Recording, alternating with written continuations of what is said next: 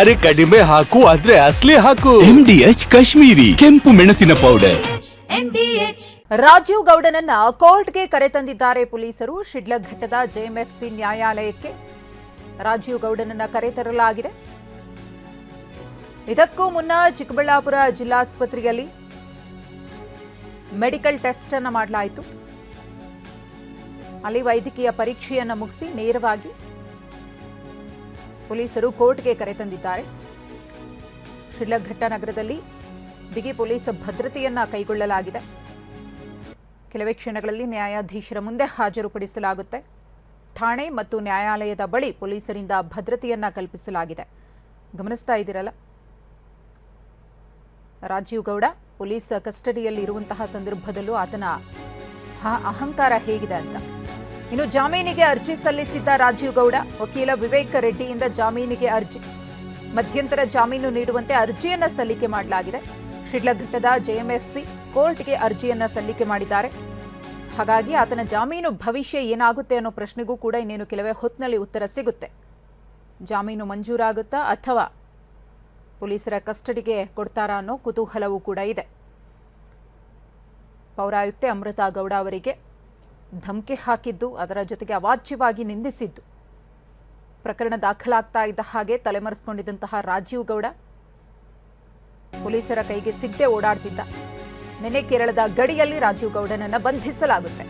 ಬಂಧನವಾದರೂ ಕೂಡ ರಾಜೀವ್ ಗೌಡ ಧಿಮಾಕು ಸ್ವಲ್ಪನೂ ಕಡಿಮೆಯಾಗಿಲ್ಲ. ಖಾಕಿ ಕಸ್ಟಡಿಯಲ್ಲಿದ್ರೂ ಕೂಡ ನಗುನಗುತ್ತಾ ರಾಜೀವ್ ಗೌಡ ತೆರಳಿದ್ದಾರೆ. ಅಧಿಕಾರಿಗೆ ಬೈದು ನಿಂದಿಸಿದ್ರು ಕಿಂಚಿತ್ತೂ ಪಶ್ಚಾತ್ತಾಪ ಇಲ್ಲ. ಅದು ಒಬ್ಬ ಮಹಿಳಾ ಅಧಿಕಾರಿಗೆ ಕೆಟ್ಟ ಮಾತಿನಲ್ಲಿ ಬೈದಿದ್ದಾರೆ. ಅದೇ ಇವ್ರ ಮನೆ ಹೆಣ್ಮಕ್ಳಿಗೆ ಯಾರಾದರೂ ಅದೇ ರೀತಿ ಬೈದಿದ್ರೆ, ನಿಂದಿಸಿದ್ರೆ, ಕಣ್ಣೀರು ಹಾಕ್ಸಿದ್ರೆ ಸುಮ್ಮನೆ ಇರ್ತಾ ಇದ್ರ? ಬೇರೆಯವ್ರ ಮನೆ ಹೆಣ್ಮಕ್ಳು ಬಿಟ್ಟು ಬಿದ್ದಿದ್ದಾರಾ? ಆ ರೀತಿಯಾಗಿ ರಾಜೀವ್ ಗೌಡ ವರ್ತನೆ ಇದೆ ಇವತ್ತು. ಕೆಟ್ಟ ಮಾತಿನಲ್ಲಿ ಬೈದ್ರೂ ಕೂಡ ಕಡಿಮೆಯಾಗದ ರಾಜೀವ್ ಗೌಡ ದರ್ಪ. ಆ ಹೆಣ್ಮಗಳು ಕಣ್ಣೀರು ಹಾಕಿದ್ದಾಳೆ, ಅಷ್ಟೊಂದು ಕೆಟ್ಟ ಭಾಷೆಯಲ್ಲಿ ನಿಂದಿಸಿದ್ದಾರೆ. ಆದರೆ ಕಿಂಚಿತ್ತು ಪಶ್ಚಾತ್ತಾಪ ರಾಜೀವ್ ಗೌಡ ಮುಖದಲ್ಲಿ ಕಾಣಿಸ್ತಿಲ್ಲ. ಪೌರಾಯುಕ್ತೆ ಅಮೃತಾ ಗೌಡ ಅವರಿಗೆ ಧಮಕಿ ಹಾಕಿದ್ದು, ಅದರ ಜೊತೆಗೆ ಅವಾಚ್ಯವಾಗಿ ನಿಂದಿಸಿದ್ದು, ಪ್ರಕರಣ ದಾಖಲಾಗ್ತಾ ಇದ್ದ ಹಾಗೆ ತಲೆಮರೆಸಿಕೊಂಡಿದ್ದಂತಹ ರಾಜೀವ್ ಗೌಡ ಪೊಲೀಸರ ಕೈಗೆ ಸಿಗದೆ ಓಡಾಡ್ತಿದ್ದ. ನಿನ್ನೆ ಕೇರಳದ ಗಡಿಯಲ್ಲಿ ರಾಜೀವ್ ಗೌಡನನ್ನ ಬಂಧಿಸಲಾಗುತ್ತೆ. ಬಂಧನವಾದರೂ ಕೂಡ ರಾಜೀವ್ ಗೌಡ ಧಿಮಾಕು ಸ್ವಲ್ಪನೂ ಕಡಿಮೆಯಾಗಿಲ್ಲ. ಖಾಕಿ ಕಸ್ಟಡಿಯಲ್ಲಿದ್ರೂ ಕೂಡ ನಗುನಗುತ್ತಾ ರಾಜೀವ್ ಗೌಡ ತೆರಳಿದ್ದಾರೆ. ಅಧಿಕಾರಿಗೆ ಬೈದು ನಿಂದಿಸಿದ್ರು ಕಿಂಚಿತ್ತೂ ಪಶ್ಚಾತ್ತಾಪ ಇಲ್ಲ.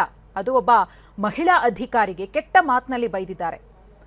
ಅದೇ ಇವ್ರ ಮನೆ ಹೆಣ್ಮಕ್ಳಿಗೆ ಯಾರಾದರೂ ಅದೇ ರೀತಿ ಬೈದಿದ್ರೆ, ನಿಂದಿಸಿದ್ರೆ, ಕಣ್ಣೀರು ಹಾಕ್ಸಿದ್ರೆ ಸುಮ್ಮನೆ ಇರ್ತಾ ಇದ್ರ? ಬೇರೆಯವ್ರ ಮನೆ ಹೆಣ್ಮಕ್ಳು ಬಿಟ್ಟು ಬಿದ್ದಿದ್ದಾರಾ?